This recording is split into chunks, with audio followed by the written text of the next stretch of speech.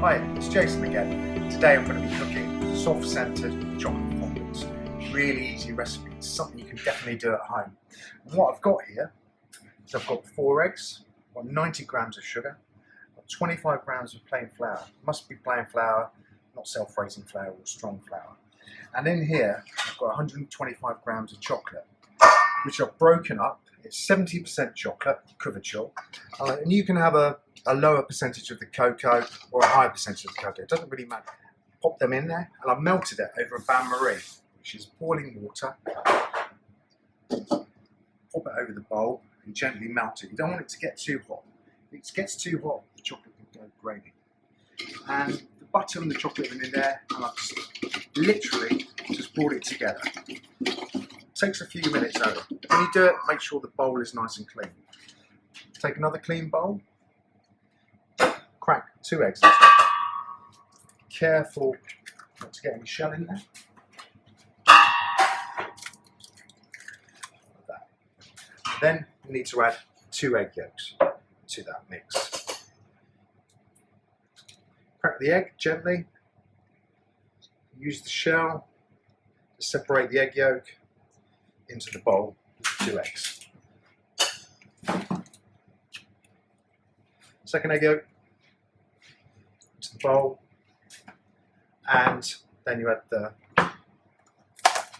90 grams of sugar.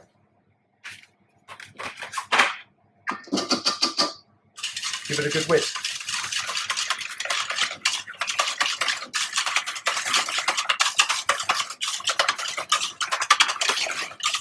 Cream the egg yolks and sugar so it's nice and light and fluffy.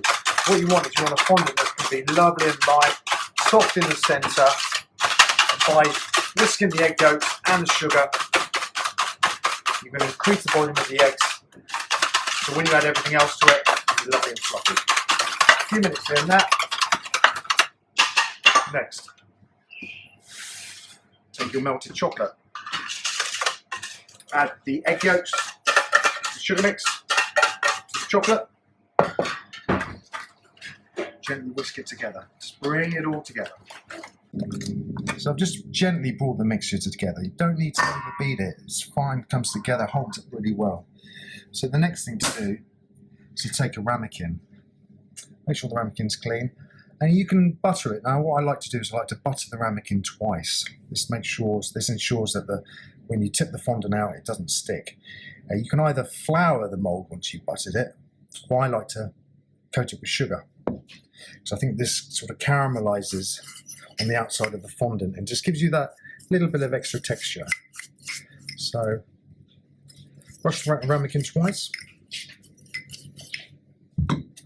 pour some sugar in, shake it all around, make sure you really get it well in there, give it a good tap. So you can see there the ramekin is nice and sugared. Pop it down. Pour your mix into the ramekin, almost to the top. So it's just literally below the lip of the top of the ramekin. A little tap, and that's ready to go into the oven. Important thing to do is to preheat your oven before you pop it in to about 200 degrees centigrade. And this size is probably going to take about between 10 and 12 minutes. So pop it into your oven.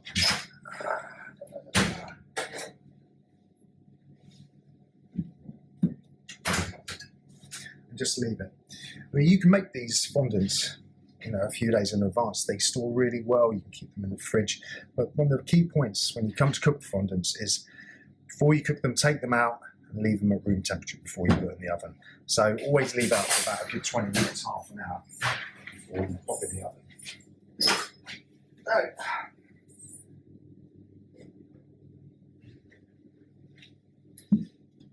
Take the fondants out.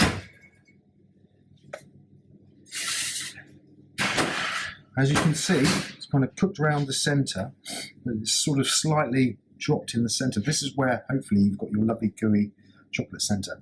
Now a good tip is leave it for a couple of minutes, 2 or 3 minutes before you try and tip it out. This just allows it to cool down, it just sort of slightly firms up. If I try to tip it out straight away now, there's a good chance it would collapse. You can cook it more, but the whole point of fondant is to have a lovely gooey centre. Now, this can be served with ice cream. I love vanilla ice cream with this. A little bit of raspberry coulis or strawberry coulis, some berries. That cuts through the richness of the chocolate. Clotted cream is good. Coffee ice cream, caramel ice cream, anything. To remove the fondant,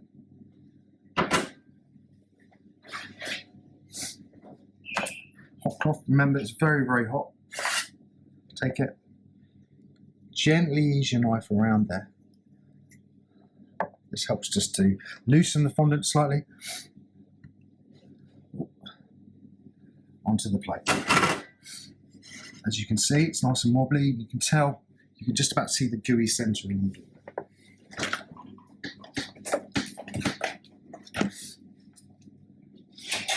A little bit of vanilla ice cream. Homemade, of course, with vanilla in it. Want your berries.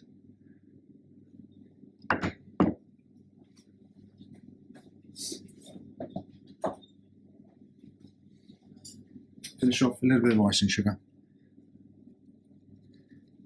And that is a lovely soft-scented chocolate fondue. These recipes will be on my website, easy to follow.